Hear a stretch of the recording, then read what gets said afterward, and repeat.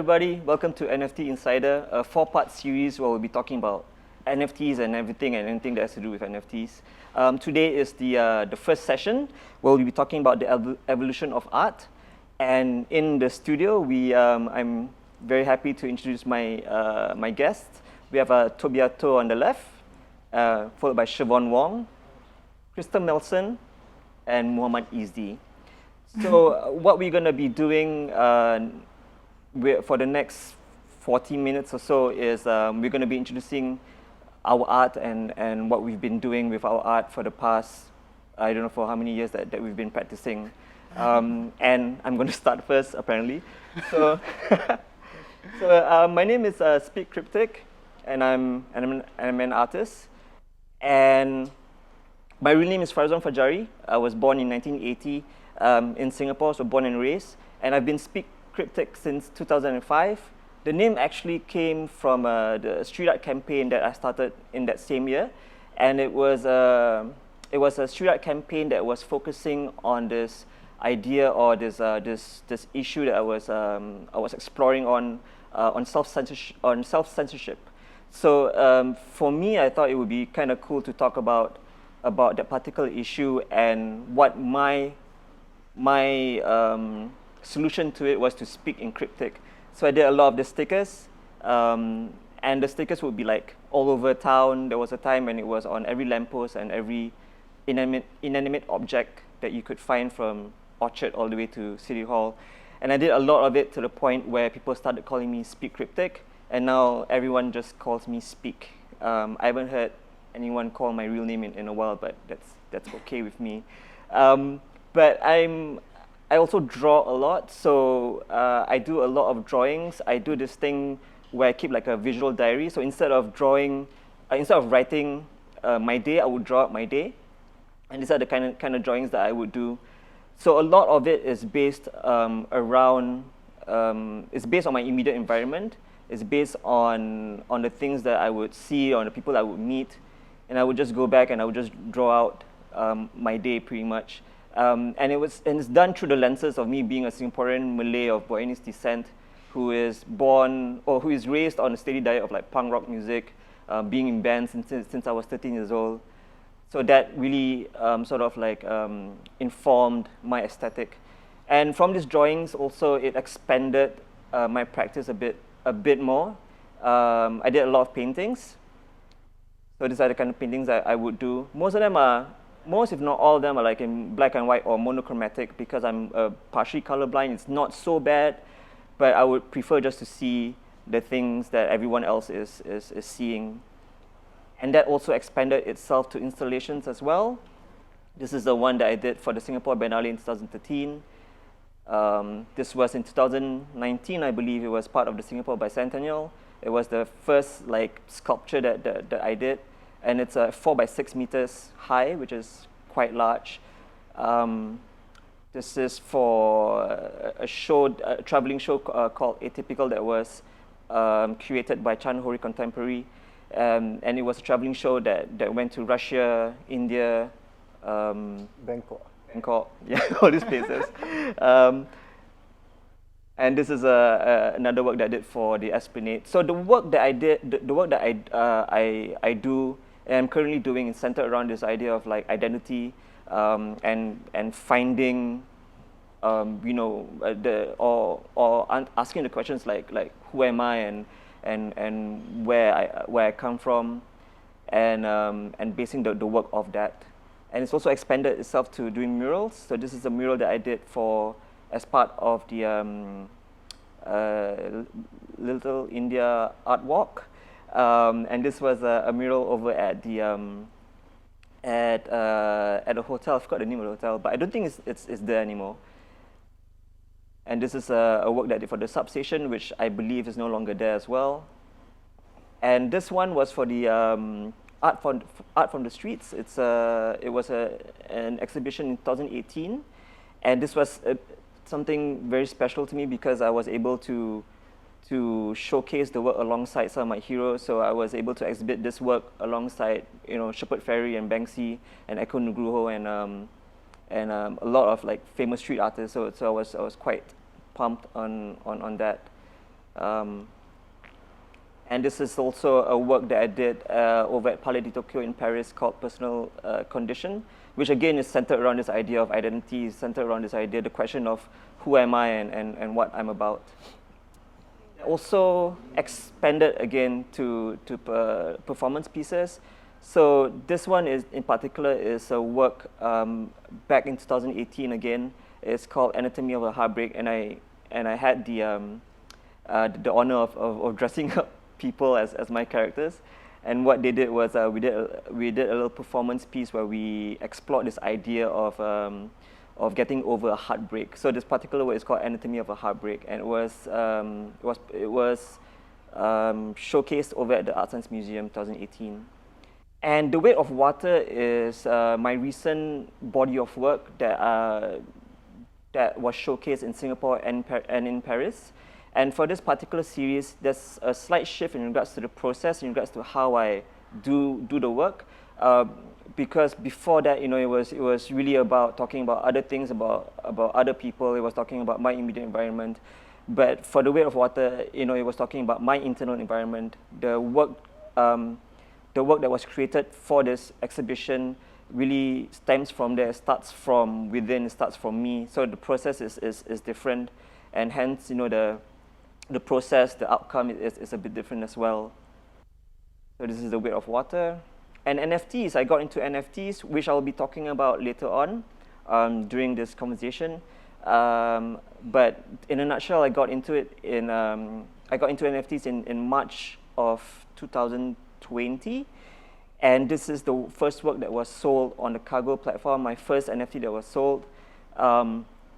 It made me realize that there is something here, there is something that is potential in regards to my own practice and how I could sort of like expand it further. And this is two works that is on Foundation that was also sold. And I also have a collection over on OpenSea. It's doing pretty okay. There's no complaints. But it's a series of one-on-ones, and it just features like just a headshot of my characters. And we also have another collection on known origin called Coded Structures, which is sort of like in line together with the collection I was talking about earlier. And I also mint on Object, which is part of the Tezos blockchain. And this is part of Weight of Water. So in our efforts to sort of like onboard more people to getting interested in NFTs, we decided to give away an NFT for each artwork sold. So if you would buy the physical work from the show, then you will get a free NFT. And that's me. Now I'm gonna pass over to my friend, mighty fine Crystal Melson. Hi everyone, so I'm Crystal Melson, also known as Chris on Autopilot. I don't have like a very meaningful reason behind that. It was like, okay, I need a name for Instagram account. But I mean, it started from like the belief in automatic drawing, which is, you kind of just go with the flow and like you let your intuition kind of like take you where you want to go. And yeah, so this is the kind of work I've been doing over the last little over 15 years. I started off more with traditional mediums, and I do like to dabble in a lot of different styles. And I think that usually comes from the subject matter, or is it like a collaboration? I try not to like limit myself too much, because I think just drawing in general just gets me very excited, right? So you can kind of tell that my influences are like comic book based, a lot of music inspiration, and in the later years, I started doing a lot more digital work. And I think that was something that happened out of necessity or just excitement for technology. But I think it also let me discover different styles. Like at first, trying to recreate like a traditional medium was quite tricky. I usually draw with ink and pencil. But I think that kind of let me discover a different style and kind of develop it a little differently. So these are the works I've done a little bit more recently, and like kind of expanding into animation as well, which I think it kind of makes sense now with digital work. much more, and naturally like with NFTs. I think this year is the year of the tiger. It's like the year I've been waiting for some time. If you follow my work, you know that I love drawing tigers. There's so much like mythology behind them. They're beautiful creatures, and for me, like drawing tigers was a way for me to explore like my line strokes as a style. And like there's a lot of movement in the line works that I do, and I only discovered that when I started painting murals, because it's totally different from when you're doing like a small piece of paper, like working on a small piece of paper. And that made me realize how interested I was in like creating lines that kind of discuss like movement in general. And yeah, I draw a lot of tigers. And I've been like fortunate enough to like be able to collaborate or like sneak a tiger in with a lot of projects. I always try to, so I think this year I can do that a lot more. This is a mix of like traditional mediums and like even pins that I sell for fun, a bunch of murals. And I think although like the subject matter and style is kind of the same, it does like evolve in its own way. And a lot of that I think to do is with the medium, which is like now that it's a little bit more digital. Yeah, so as an artist, like naturally I think you reflect on your work and then you try to like evolve. And I think over the last year I did take like a bit of a step back, actually 2 years, and trying to like try different ideas that I've always wanted to do but probably didn't have the time to. And like these are a series of drawings that I've been working on about peonies. It's a lot simpler, it's a lot less details than my usual work, which has been really fun for me to just make without like any pressure. I would say that's just like a side project that I've been working on the side. Yeah, so I mentioned I took a break because I have 2 kids now, and in that time I felt like, okay, it's really difficult to have my mind in 2 different places as a mom and also as an artist. You know, I felt like I wasn't really doing a good job balancing it, so I decided to like let the art kind of take a bit of a backseat. It's always on my mind, but like I think it was upon reflection, like I think it was a great way for the ideas to kind of just stew and kind of like reinvent and like re-emerge again, I guess. And I think that's like a common thing that a lot of mothers face when they have their kids. So like I mentioned, like I think I've been trying to like marry these 2 styles over the last year, trying to think like, okay, what are the things that I really enjoy drawing the most, and like part of the idea behind it is like about that regrowth and like how things grow and they rise up. Like flowers and plants, they grow in different ways. You know, some flowers grow up really high and roots grow deep, and I think those are just some of the ideas that I've been thinking about blooming. And it's very much tied into watching like how my kids have, like they grow and they kind of like unfurl and like they start to have personalities, right? And I feel like when that was happening, I also started to notice there's a lot of like changes in myself. So it kind of made me think like, okay, how can I express this and go back to doing work that is a lot more personal in nature? Because I think over the last like 10 years, a lot of my work like came with like a brief or like a message that it wasn't as personal as I would like it to be. So it's been great that I've been able to take the time to kind of just do that. And I think as I work like on more digital stuff, like this is a series that I've been working on. The name that I have for it is Tiger Bloom, and it's really about like that change and how it's a bit unexpected. And I feel like that digital medium like really was the best place to kind of express that, which only made sense to like, I guess, jump into NFTs, which is something that I've just started doing, but I feel like there's so much more possibility with the kind of work that I've been doing. And this is the recent NFT, which I will be minting soon. And I think it was a great like opportunity for me to kind of pull in all the influencers for the last couple of years and months and kind of figure out like a way to push the medium of digital art a lot more. And I think when I do my own personal work, like, I like drawing faces, and if you notice, like if you walk into like galleries selling art, I think at least a lot of creators have told me like, okay, if you're doing portraits, those are a tricky thing to sell, to exhibit, because People don't like faces looking at them, you know, things like that. And that made me like, it always was a bit disheartening for me because I just like drawing faces. And it's such a subjective thing, which I feel like now with the NFT landscape, that's a real opportunity there, like with your PFPs. I feel like it's a natural progression of something that I just really love making. And now I'll hand this over to Siobhan. Hi, my name is Siobhan and I'm a fashion and advertising photographer from Singapore. As you can see, I have my social media handles up. For Twitter, it is Siobhan Wong _ and for Instagram, it's Siobhan.Wong because I am very creative like that. Moving on. So just my bio. I've done fashion photography for about 10 years. And basically where I started was right after Polytechnic, I was a little bored after school. And I was flipping through some fashion magazines. I remember looking at the images and thinking, can't be that hard. So I was like, I'm gonna try that. And I just dragged my sister to a studio and we did our first shoot and I just had so much fun, I basically fell in love.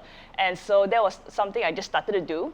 And during that period, I was supposed to go to another school to continue my studies, but I told my dad that I didn't want to spend all his money and end up doing something that had nothing to do with the subject I was going to learn. So he was like, okay, why don't you just do photography for a while and let's see how it goes. So that was what I did for, well, 10 years because like it just never stopped. And I had so much fun, you know, like doing photography. I got to work with all these brands. I got to work with all these celebrities.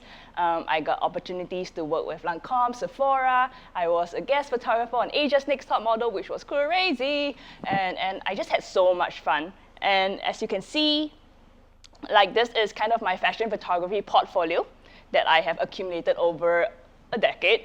And you know, I really got so lucky with it because I got to do so many things that I didn't think I would otherwise have. And like one of my favorite experiences was I got to photograph Billy Porter. So that was super cool. But then everything changed when COVID happened. Because like, you know how it is when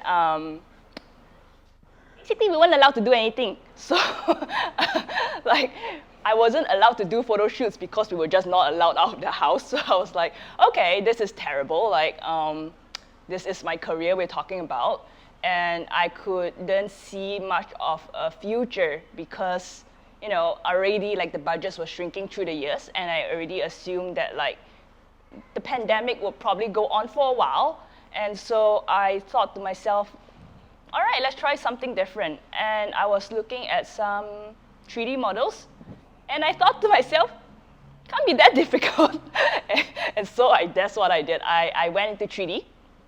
And that was what I spent the whole 2020 doing. I just focused on creating realistic human models.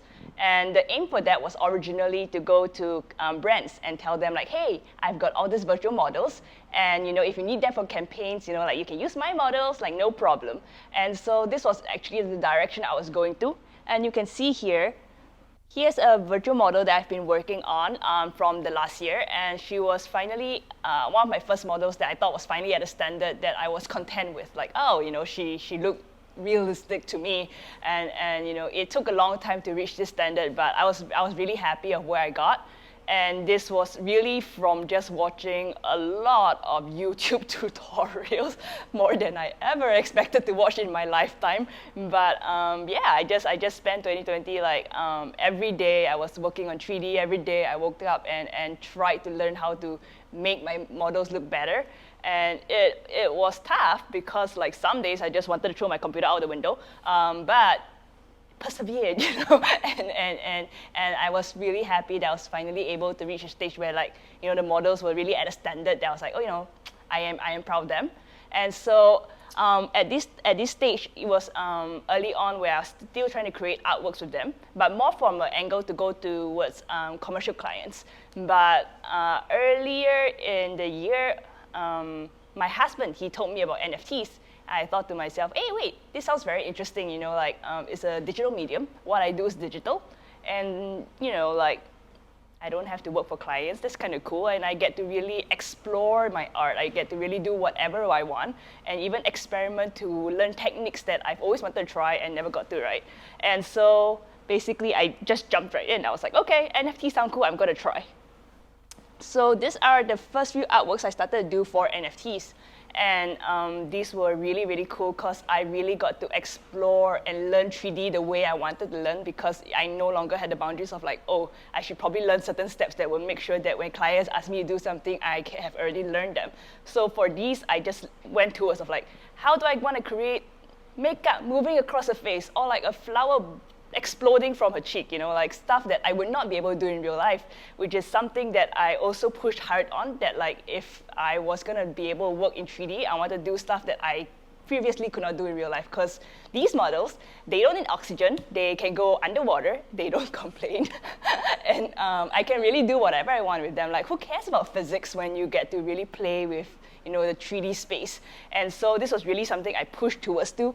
And I had a really, really good response when I posted up my NFTs. Like these were all bought, and it was really very exciting and very flattering. Moving on, so like moving from the faces, right? I for the first part when I was doing NFTs, I was like, I've created virtual models, I've created really strong faces, and I really like them. And then I created a bunch of artworks accordingly. And I decided that, I should continue pushing the envelope. And I was like, outfits, let's do outfits. And so I have learned that I hate making outfits, but it's part of the job. You gotta learn and explore and try out new things, right? And you can't have naked models all the time. So I was like, all right, let's try on outfits. And so like this was one of the first NFTs that I did with outfits on. And I decided to put them in space because who needs oxygen? And I really had a lot of fun doing this set, because I got to explore like really having things float around them that I would not be able to do in real life. And then after that, I decided to go into, perhaps what does it mean to have messaging behind my artwork? And this was something that I never had to worry about in the commercial sense, because like when I did commercial photography, when I did fashion photography, it was very much how the clothes look, whether it looks beautiful, or like when I did works for commercial clients, it's like, toothpaste looks great. And it's like, okay, good. I never had to really think about the message, but I was like, oh, now that I am doing NFTs, I am doing art, which is also very new to me. And I was like, what is the kind of messaging I want to bring across to my art? And so like on the right side, this piece is called Uplift. And it's the whole idea about women uplifting each other and being a pillar of strength and pushing us to greater heights, and it all the sayings work together really well for the picture. And then on the left, this piece is called The Kiss, and it's the idea that love is love, and people can be together with whoever they want to be. And so after that, after the Kiss project, I thought, okay, this is really interesting, because like I have now used the digital media as my medium for a while now, and it's been really exciting because digital art never really had a space, right? It was never really considered art. But like now that digital art is in the NFT space, I was like, how can I explore this more? What does it mean to use perhaps even the blockchain as the medium, as the media, as the canvas? And so I was like, well, in the NFT space, in the blockchain space, you can actually have, the audience interact with the art. So what I did was, it came from the idea of also The Kiss, where, the idea is love. People can be whoever they want to be with whoever they want to be. And as a married person, like I'm very lucky that I already have found my one. But the idea that if anybody told me that, this is wrong, I would have been like, oh, this is very hurtful, as a character. So this was really the idea behind the project, is that you can be with whoever you want to be. And so what I did with this project was that, as a buyer, personally, I love seeing myself in art. When I see myself in the art, it's the kind of art I want to have.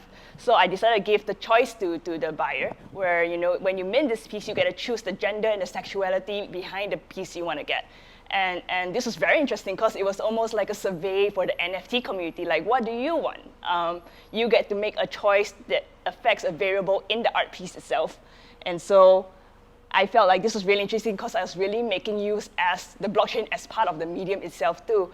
And I just think there's just so much that can be done to explore and experiment that. And because the NFT space allows it, you really can play with, NFTs that change according to time. You can have NFTs that change according to who mints it, the location they are, and as an artist, I just feel like there's just so much more fun and exploration you can do, which really excites me.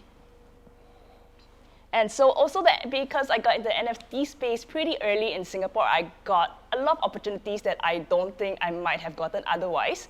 So like I got to do the cover of Vogue, which was the first Vogue NFT in the world, which is crazy. I think it's just so interesting because the NFT space being so early, there are just more chances to be the first doing something interesting. And the fact I got to be part of this was mind-blowing, and I'm so grateful for it. And also, I got to be part of the Funan show for Year of the Tiger, and I get to have my artwork showcased at the underpass, which is insane because I've never had work showcased at the underpass. So yeah, I'm just insanely grateful for the opportunities that were given to me. And so for these pieces, I remember thinking to myself also that, you know, in real life, I've always wanted to photograph my models with animals, but there are limited animal choices in Singapore. So I was like, all right, like, you know, you got to work within your limitations, but in 3D, I don't. So I was like, heck yeah, tiger, model, no problem. And so I decided to put my models beside a tiger or two tigers, and I just had so much fun because I was really exploring things that I would not be able to do in real life.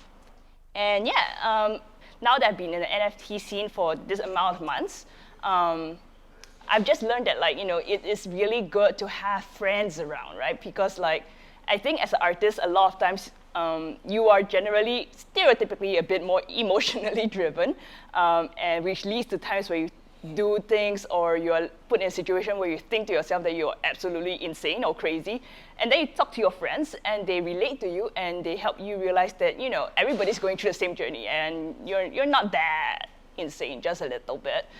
But it feels good to have community. And so like in the NFT scene, I have a community called NFT Asia, which is just this group of artists from all over the world doing NFTs together, and we go through the same pain and troubles, and we learn together and we have fun together, and it's just, they have been such a great part of my NFT journey because like it's just made it so much more fuller and wholesome. And yes, that is it. Social media, follow. Thank you. Passing it on. So hi everyone, thanks Siobhan for passing it over. I'm Toby, also known as Tobiato. So before I skip to the next slide, which is just like a collection of my work, just a quick introduction. I'm probably the youngest artist out of everybody. Okay, not probably, I am, right? And the youngest and the newest lah. So I've been doing this for about close to 2 years. So fun fact is that the sort of the new COVID normal is sort of the only normal that I know as an artist, because that's when I started my full-time art journey, right? So when the old normal comes back, it would be my new normal. So I'm looking forward to when that happens lah. So that's just a quick introduction and a bit more about my work. So my main medium is illustration across a range of different things and products. I'll just quickly run through each of them in a bit in depth because I don't have a lot of slides. So the top left one is actually my most recent mural, located at Tanjong Pagar. I'm revealing it like today, so you have a first look of it. So it's located at Duxton Hill. For those that like to drink, you might be familiar with this wall. So this mural basically is sort of a homage to the fabled tale that most Singaporeans might be familiar with, the tale of the Red Hill, Hang Nadim. Right, so the story goes very in quick summary. Hang Nadim basically saved a lot of people's lives by suggesting to use banana stems on the coast when the swordfishers were attacking a lot of humans, right? So yeah, right. So when that happened, he started growing famous. Then the Sultan was jealous, and then he killed Hang Nadim on the hill, and then his blood flowed down to make Red Hill. So everybody knows that story, but no one actually knows where the battle happened between the swordfish, bananas, and humans. So that battle actually happened on the coast of Tanjong Pagar. Right, so which is why this mural is now at Tanjong Pagar. Yeah, so a lot of my work tend to delve into our tales and history of Singapore, because I think because we are so close and closely related within other countries in Southeast Asia, all these fabled tales and stuff are things that we can truly own as Singaporeans, and those are what I really enjoy lah. So the one towards the right, it's a floor mural I painted at the Somerset Skate Park. So for those that are often there skating or whatever you're going to do, if you're ever at the 313 bus stop, you know, once you cross the road, there's this blue patch behind the bus stop. It actually looks like that because not many people can get to see it from the top view, right? You only see it from the ground. So it's actually two skaters having each other's back, because that was inspired by the skating community, whereby you try tricks over and over again. And it's something I really admire about the skating community, whereby no matter how difficult a trick may be, your friends will always have your back. Whether you're going to land it, whether you're going to flop, whether you're going to break your board, right? You know that they'll be there for you. So that's why it's 2 skaters back to back. And then the one on the right is a mural I did for Shake Shack in Great World City. So every time Shake Shack opens in a new outlet, they will engage a local artist.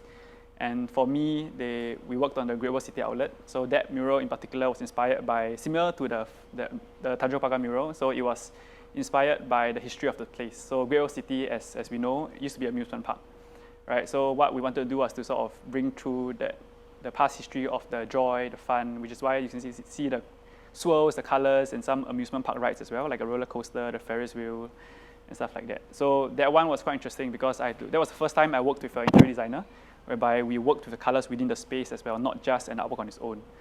Yeah, so that was really fun. So if you're ever at Great World City, look out for that. Oh, and other Shake Shacks as well. So every Shake Shack in Singapore has a permanent artwork by a local artist. So look out for those. And then bottom left is a sort of a facade mural I did for Chinatown Point. So that one similarly was inspired by the history of Chinatown Point. So Chinatown Point in Chinese is 牛车水, which literally translates to cow, 牛车, car, water.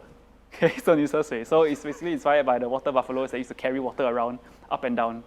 So it's quite a straightforward translation whereby the cows are in vibrant colors because it's a very festive area. And then there are little bubbles surrounding the cows that sort of portray what the mall has to offer lah. So again, bringing back to the Singapore history and heritage. And then last year, I always say this year, but it's no longer this year. Last year, I had a chance to work with G-Shock on the National Day watch.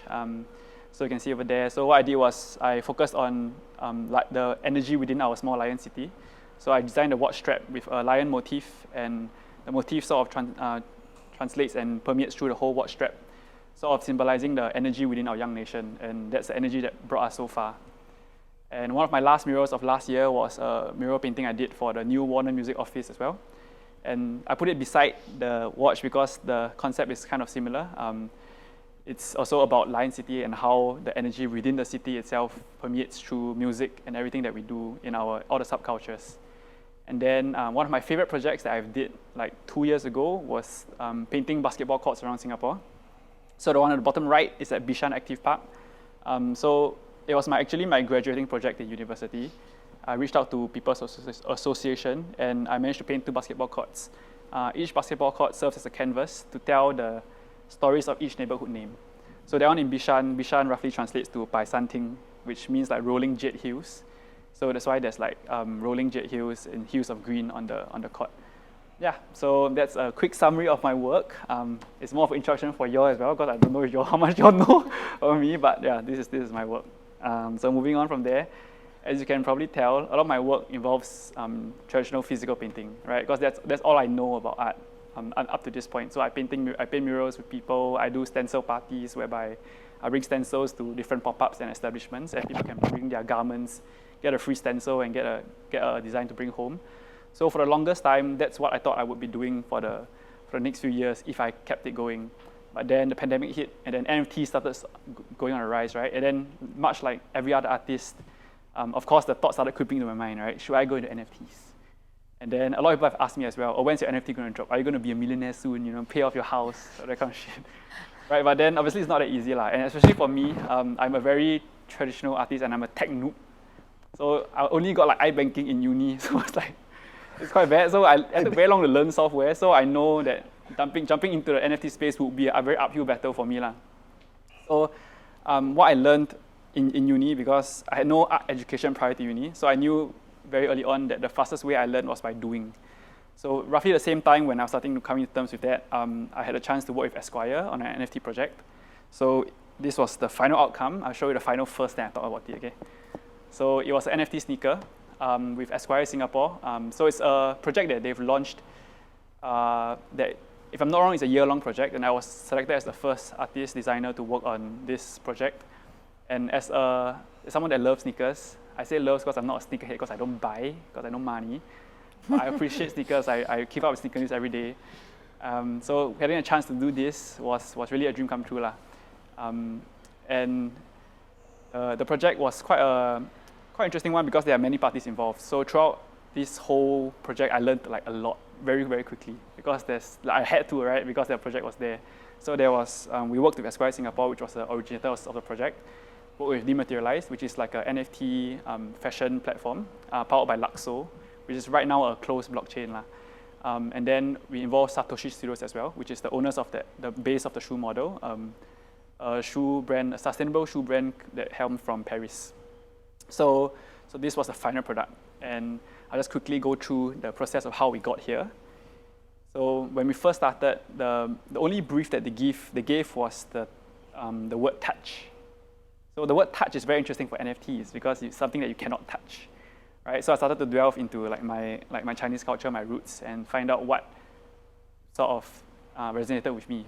And then I realized when I was young, right, our parents brought us to the temples, and then we go and like touch all the stone lions for good luck. And it's very ingrained in our culture, and it's not something that we think about. Every time we visit temples, we just go and pet. Right? And you see all the sculptures, all the paws and certain areas are like damn smooth. Because everybody just go and touch, right? So it's good luck. So it's something that comes so natural for a lot of people. And it's something that I really wanted to bring through. And the stone lions became my sort of inspiration for the project as a whole. Yeah, and then moving forward from there, as a 2D like artist, right, I started doing 2D first, right? So these are illustrations that I did over the different panels of the shoe, sort of planning things out. And what I really wanted was to create like a stone lion sneaker, whereby stone lions always come in pairs. So like there's a male and female, and the differences are very slight, but as you can see in the illustrations, one has their mouth closed, one has mouth open. Just slight differences to denote the male and female gender of the shoe. Yeah, so once this was talked through and approved, we moved on to the next stage, which was the nailing down the different aspects of the shoe. So this is actually a 2D render that I bashed together with Photoshop.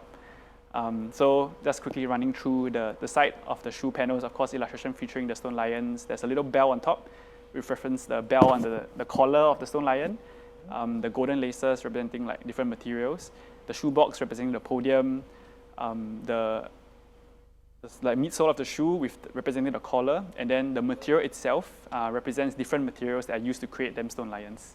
Yeah. So basically we just worked through the 3D process. So on the left was my 2D model, and then we basically worked through the different iterations until we got to the final product, which is what you see on the right. So the interesting thing about the final product is that there are 3 tiers. So it's jade, bronze, and marble. The jade tier is called the phygital tier, which is a new term I learned through this project. It's physical plus digital. So that's really cool because there are 88 pairs of those shoes. And if you buy and own them, then you'll get a physical sneaker as well that comes with the shoe, that comes with owning the NFT. Yeah. So, and then moving forward from there, because it's a sneaker, it's a wearable NFT. So you can download a Snapchat filter and actually put it on your feet and take photos. So that's what they did. So they got some influencers, right, minus me, okay, so to wear the shoe. So on the left, there's VJ, the head creative of Vayner Media APAC. And on the right, there's the fashion stylist, May, and there's me in the middle. So you can see that what's really interesting for me about this was the chance to create an NFT that has a function, and it's not just something that lives on the screen, right? And it's actually something that people can play around with. And being a phygital is something they can own. I think for me as an artist that's very used to physical and traditional stuff, it was really interesting for me it was like almost the perfect project to dive into it. And I'm really looking forward to see what else this sandbox of NFT and the metaverse can sort of bring for the future. Yeah, that's pretty much it, I think. Yeah, cool. Okay. Isdi, you'll carry on? Supposed to say it. Hello, Toby. Thanks for sharing your journey. Hello, everyone. My name is Isdi. I think the sharing of my journey as an artist is quite apt with today's topic of evolution of the art. As I shared with you how I evolved from a graphic designer to an artist. So I actually self-taught artist. I didn't go to any fine art schools and so on. I am actually trained in graphic design. and I studied graphic design in Singapore Poly, and right after that I joined Singapore Art Museum as their graphic designer for 3 to 4 years. And during my time in Singapore Art Museum was a very crucial time, very important time, where I decided to make that transition from a graphic designer to an artist. Pointedly because I met a lot of local and international artists. That's where I met Speak Cryptic, and I just walked to them and asked them, how's the process, how do you go about living as an artist, and so on. So what intrigued me and what interests me is the whole creative process, how they learn a lot of stuff through their practice. And I thought to myself, hey, after spending a few years in Singapore Museum, let's try this. Let's try being an artist and so on. So till today, I spent about 7 to 8 years as a visual artist, and I still do freelance graphic design here and there. But primarily, I focus on my art practice. So on the screen here, you've seen a lot of you've probably seen it when you visit Singapore Art Museum. There are some collaterals, publications that I helped to design during my time there. And after I left SAM, I was given the opportunity to be part of the participating artists for the Singapore France Festival in 2015. So it's like an exchange program where there's some French artists came to Singapore, and while there's some Singaporean artists went to France, different state of France, where we exhibit and showcase some works. So the earliest stage of my life as an artist, I started to do a lot of murals. And illustration projects. So this is the first work which kind of helped me to establish a very strong visual language of what I wanted to say in my artwork, which carries on till today, which is the focus on mythology, folklore, particularly from Southeast Asia and Nusantara. This is another mural project that I did in Lille. This is much more personal, basically commenting on this transition from graphic designer to being an artist. And then after that opportunities, I'm still playing around with my techniques and the visual style and so on. So I'm still stuck on doing a lot of fan arts. I'm a pop art, comic book fan, and so on. So I started to draw a lot of pop culture reference and so on. And at the same time, I'm still trying to find that that visual language, the one work, the one style that best describe me. So I managed to find that. So I had my first solo show at Chan Hori Contemporary at Gilman Barracks. The solo show is called The Brown Devil, where it's basically a retelling or readaptation of local folklore or local ghost story of the Orang Minyak or Oily Man to describe the polarized time in our current society and so on. So from there, it developed to different form of work. It goes to mural, and this is the time where, as an artist in my journey, I started to work with concepts rather than mediums, where I decided to move away from 2D platforms in that sense, just not mural. I moved to animation, moving image. I moved to installation, and so on. That's when I decided to explore different form of mediums, and I feel it's important as an art practitioner to do that, to in a way expand your horizon and so on. And at the same time, at one point of time, I started to work with other creatives also. So the work there, the one that has was Head of a Shark, is actually my first collaboration work with Toby Ato. It's a community artwork for PA at Taman Jurong. Okay, so and the smaller one at the bottom left is also a mural work that is done with Toby Ato. So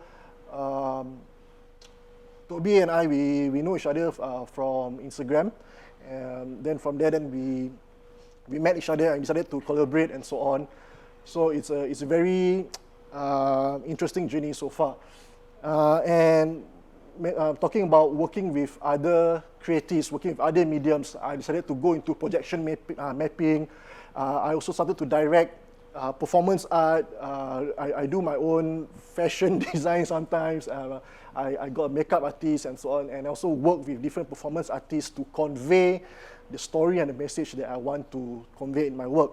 So you can tell this whole transformation, evolution, changes is very natural to the point that I'll try to do NFTs. Oh yeah, so before that, I also had the opportunity to do a residency in Paris. So this is when, I guess, this is when I started to move away from my illustration and my so-called 2D approach. Even though I was doing drawings and illustration, while I was doing my residency program, what I researched on is mostly sculptures. I started to understand the concept behind sculptures, concept behind painting. I went deeper than surface. So I went to different museums, I went to different festivals, I got the opportunity to meet a lot of artists and so on.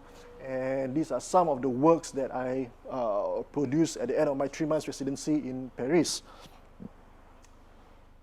So as mentioned, this is the most recent work that I've done, which just happened last week. Last week was the last day. It was at Esplanade actually. It's a mural work. It's called the Menagerie Race. This is when I started to explore human-animal hybrid characters. It's actually an extension from my Orang Minyak idea, and I started to make it much more animalistic in that sense. And then from this work, under the, I think Chan Hori Contemporary helped me a lot under their guidance. They introduced me to NFT.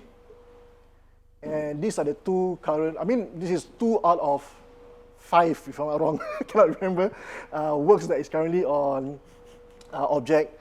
And something that is very new for me, NFT. I think particularly Kai Hori, he convinced me to get into NFT and so on. I'm pretty skeptical and curious in that sense when it comes to NFT. Because again, I'm not very tech savvy in that sense. It took me a year for a friend to convince me to join Instagram. And then so so NFT is a new thing, right? So when everything is just, I think I came in quite late. NFT, the market is really quite, it's a wild west currently going on, right? But I think for me, it's a bit out of character if I don't try it, but then I straight away judge it. So I think, okay, for me, it's the only way for me to learn what NFT is to get inside, to do something and then find out how you go about and how does it affect my art practice and so on. So I think the idea of that transition is very natural for me. For someone who has been doing digital media from day one till today.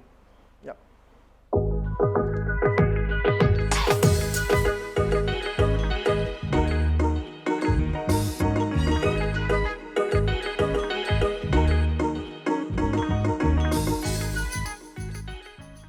Hello and welcome back. Thank you, Izzy, for that wonderful presentation, and also to Crystal and Siobhan and Tobiato. The thing is, I'm such huge fans of your work, and I'm just so happy to be in the space with you, to talk with you, especially in regards to NFTs, which is, Likewise. a thing that, I think the common thread between all of us is that it's something that we didn't really know anything about before Beeple or before, people started talking about it, right?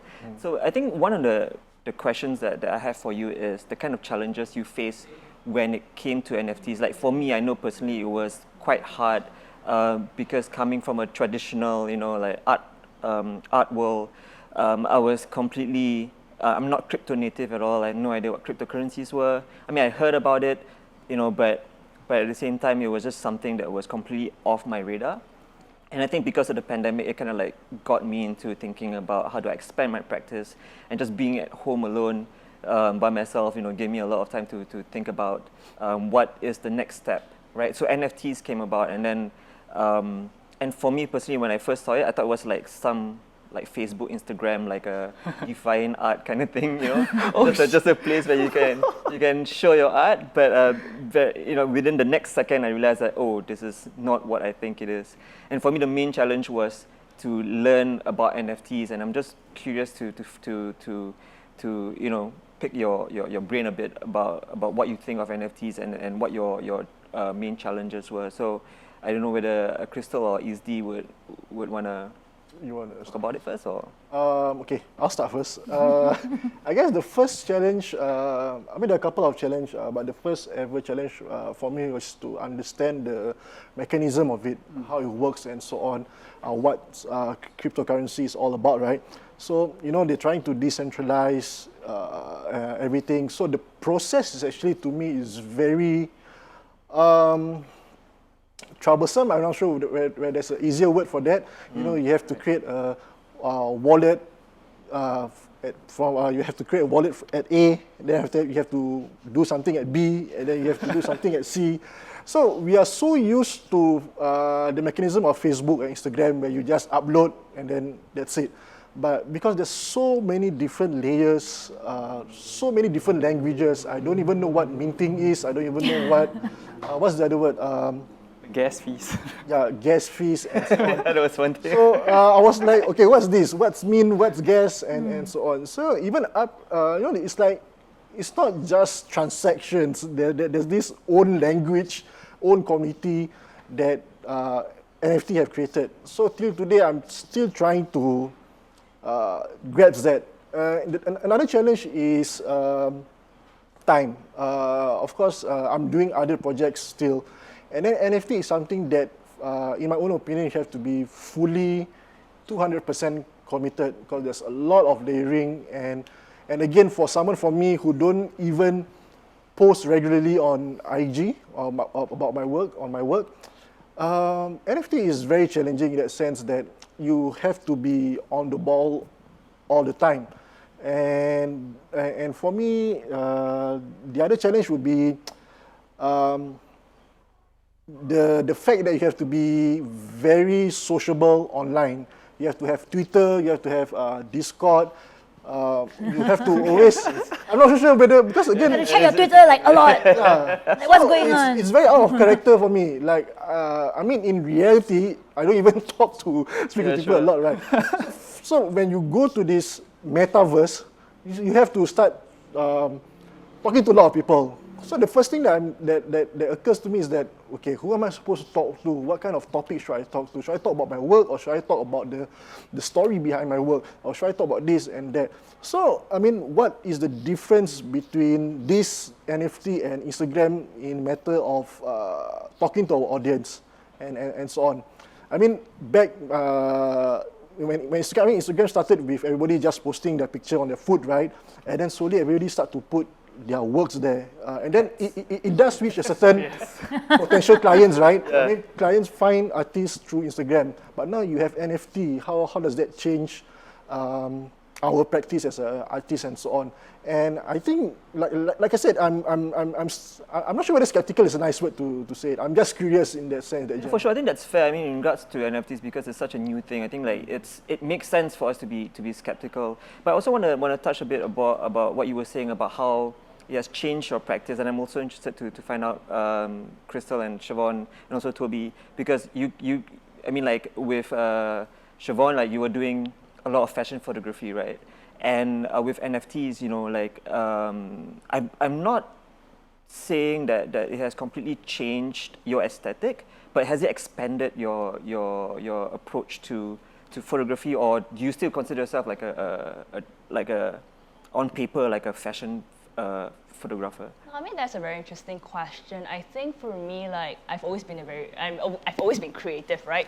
And I've never even taken the job scopes of photography like as who I am. You know, it's never been who I am. I think I've just always been a creative person, and to me, everything's just tools. Everything's just medium. And so, like when I got into 3D, and when I got into creating NFTs, and then I got into creating like, you know, the stuff with the blockchain, I just felt like it's just a different extension of like all the skill set that I've learned over the years and just putting them all together. Because if you look at my 3D work and you look at my photography work, you will see that there's a lot of resemblance in my visual eye, where basically the lighting, the composition, the way I pose my models is something that I would naturally do in real life anyway. So like it is all a meld of how I just mix all the knowledge and experience that I've gotten and then just put it into a new way of exploration, experimenting. So I think it would have been something I would have gone direction to, but like NFT space has just allowed me to really explore more, given me more options with it. So yeah. Okay. Cool. I mean, like then for Crystal, like because you were doing a lot of like illustration based, I think it's is it safe to say that it was very digital like centric before NFTs or? I think it became quite digital centric just out of convenience, and then it was just like I could play with things a lot more. And it's just so much faster, right? Right, In a yeah, lot of ways. It's like, okay, yeah, I don't need to scan this. I'm like, oh wow, I have an iPad now. This is great, you know. I think the iPad totally changed like the game there. Yes. Control Z, Control Z. Now you just like Tap. tap the iPad. So like naturally, like with NFTs, the thing that came to mind first is like, wait, so what should I do? Should I do like smaller pieces? Should I do like bigger pieces? And like there's so much freedom also like with what I choose to do. So it was really like, okay, I've been doing like a lot of commercial-ish work or like collaborations over the last few years, right? Now I have a real chance to like really do personal work without thinking like, okay, I need a gallery. I need like someone to like want to put a show together with me, right? So I really have that kind of freedom that you'd think you would have as an artist. But right now, it's just like, I have nothing to do today. I'm going to make it a point to have nothing else to do today. Right. I sit down on my iPad and I just draw. Yeah. Right? So I think that's the real beauty of it for me. Like, as much as I know I have to do it really fast, you know, I need to like accumulate work, I need to be on Twitter and all that, but like, for me, the stage that I'm at now, it's, okay, I'm just going to sit down and enjoy drawing.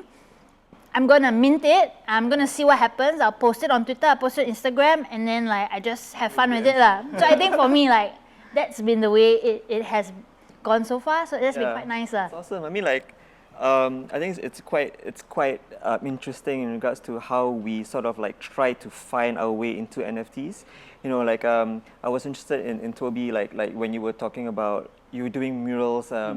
Before getting into NFTs, and I'm also quite curious to see how your practice has changed since then. Whether you feel like it was something you were forced to do because of the pandemic and because there are not a lot of gigs for you to do, and what is your current view on NFTs right now? Right. I think that's a very interesting point. I think as a lot of artists, like a few years ago, right, there's only a small handful that call themselves digital artists. Right, yeah. But now, everybody is a digital artist, right, with the iPad and Procreate and stuff like that.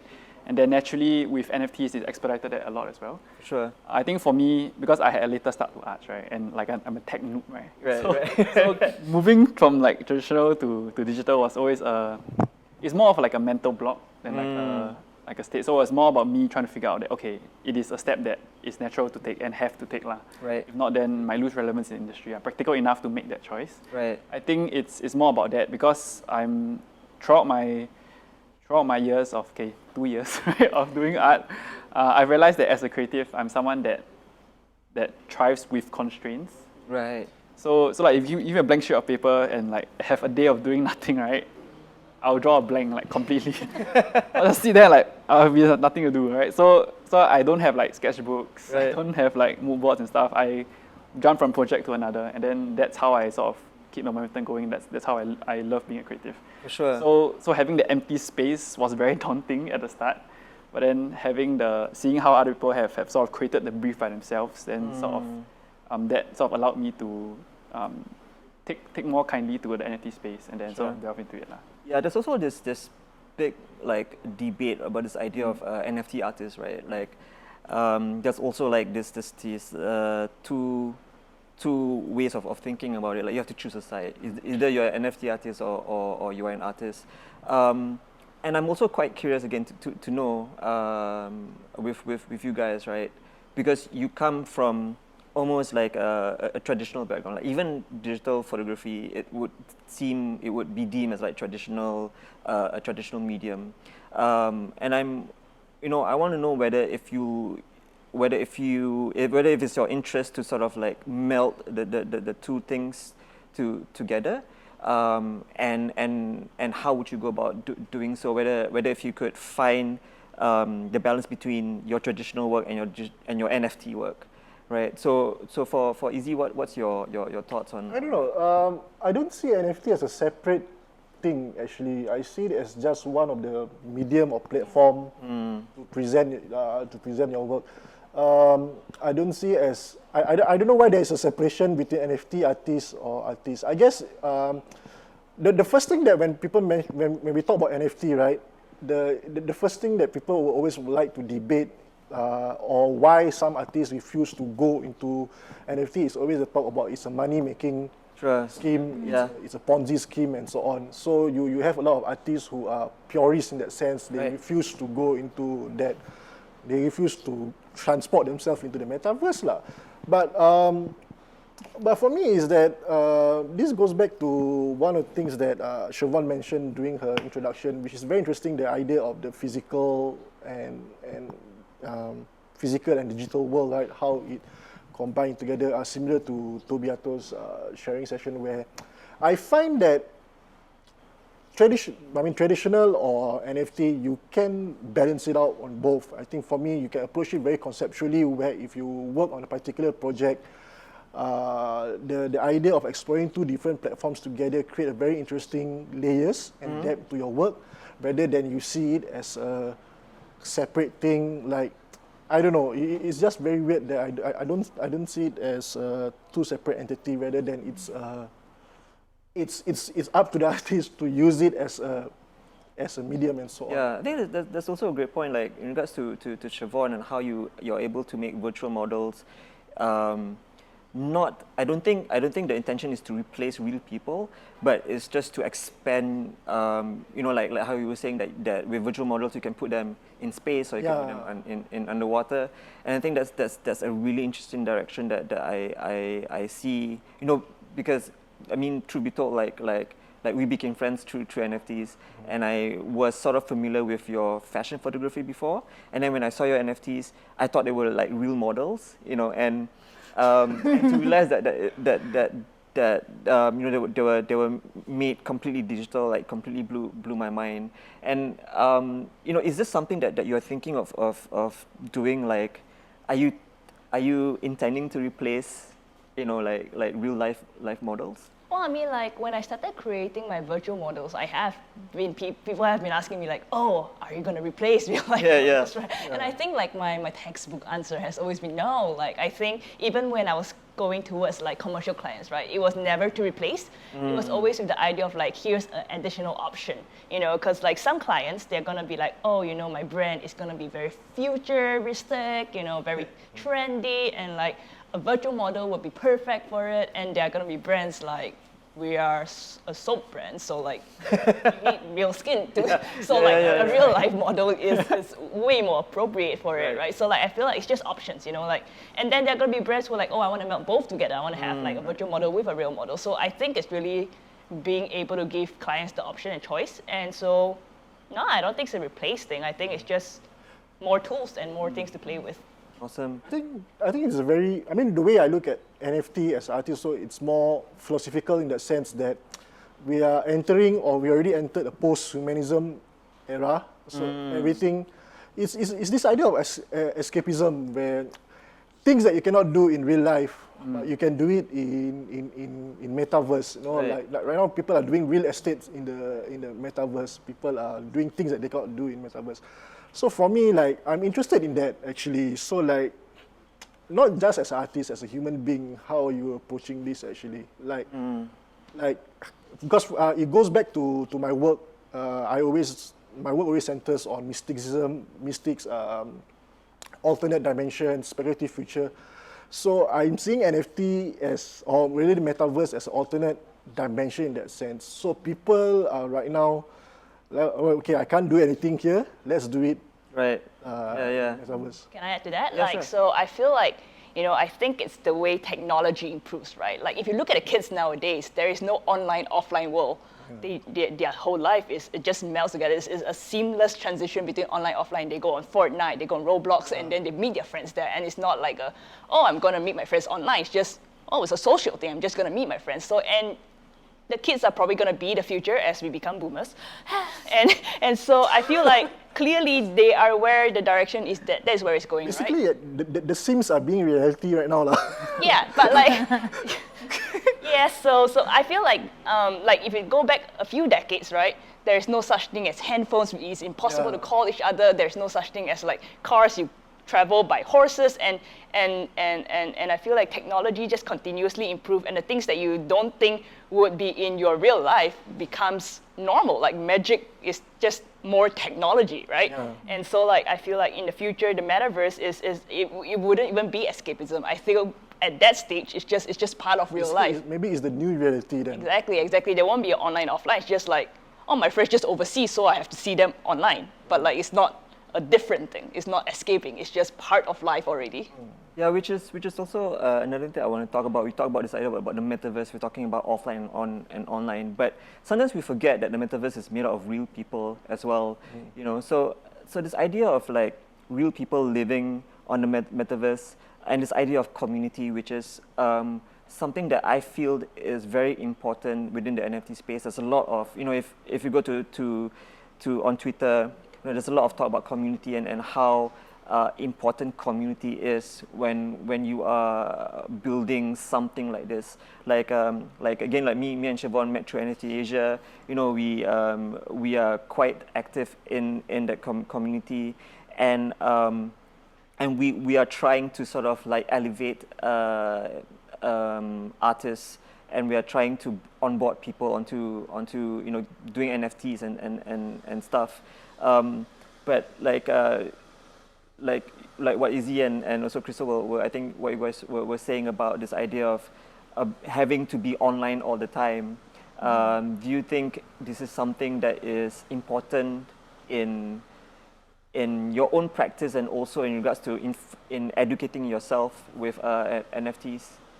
I think it is quite natural. Like as much as we don't we don't want to be looking at our phones all the time, right? Like you want to be present and all that, but it is true. I think like what you said about it's the normal. Like I think that it is, it's just something that you do. You think about something, you're like, you don't have to like go to the phone and like call someone or like write a letter, or send an email. It's just as simple as you tweet something and then like you throw it out there and then you get like responses from your buddies or like new people. And then I think that's something that I found with the NFT community has been quite amazing, because everyone who has, like the first time I said I'm gonna try and mint this, and suddenly like I had tons of messages, like a lot of people were like really excited and like, okay, this is how you set up your wallet, okay, you need this, you need MetaMask, like okay, and then you need this, you need to get on Twitter, and like everyone was so excited, and I thought like, wow, this is great, I'm so used to like you're going to an art show and everyone's just like, like all the I think the beauty of it is like all the introverts are like just as loud. Yes. And I think that's like quite awesome, because you can really like get to know people. It's like a different type of intimacy, which is like really interesting. I mean, like case in point, like Izzy and Toby met on Instagram, right? So I mean, like what's your opinion on like the community, and have you been involved, and if not, should you? Shouldn't you join NFT? Yes, I will. Why? Right after this. Why? The community for NFT is so strong that you get spam message once you join. I don't know whether you guys got it now. Well, once you post something on NFT, you will get tons. a message from different countries saying like, hey, post this on this page, post this on page. So that's the thing, right? Some of it is like spam, but some of it is also like people who like really excited and want to chat with you. You don't know whether it's legit or not. So how can you tell which one is? Well, legit, Toby, join us. I mean, do I have a choice? I can start with NFT Asia first. Of course. Peer pressure. No, but I mean like it's totally my choice, but yeah. But I think in all seriousness, as in once I threw my NFT out there, right, I think there were definitely a lot of people that tried to connect with me. As in, of course, there were the bots, right? Like, oh, whitelist this, come. There's Yeah. some people send messages in like Korean and like, obviously not the demographic, why would you? Right, so as in, it's been really amazing. I think one thing I really realized was that, one thing I still believe right now as well is that art thrives with competition. Right. So the more saturated it becomes, the more people try to one-up one another. And in a space like a sandbox of the metaverse, right, it's really limitless, right? In like say a canvas, like a traditional canvas, you can add materials, you can do mixed medium, but then there's always like a, kind of a ceiling as to how much you can push it. You can flip it and paint the other side of it and say there's something at the back. Artists have done that. But in the digital metaverse, there's really no limit.